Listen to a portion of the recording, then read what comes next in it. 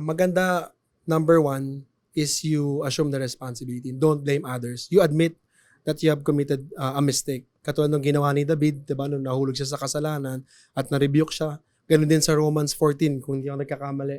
Ang sabi doon, lahat tayo, harap tayo before the Lord. So dapat yun yung una mong gawin. And then pangalawa, punta ka na kay Lord. Diba? Rekta ka na kay God and you confess. Yung kaninang sinabi natin na passage na 1 John 1:9. Kailangan mo ikumpisal yan sa Panginoon. Pangalawa, maganda ikumpisal mo rin sa community. Kasi yun yung magbibigay sa'yo ng healing.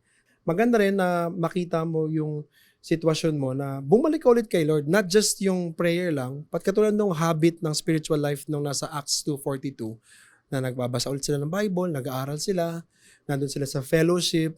Kailangan mo ipagpatuloy yung spiritual discipline na pinagkatiwala sa atin ng Panginoon. Kasi yun yung predestined method ng Panginoon para ma-nurture natin yung relationship natin sa Kanya. And siguro yung last doon is yung never isolate.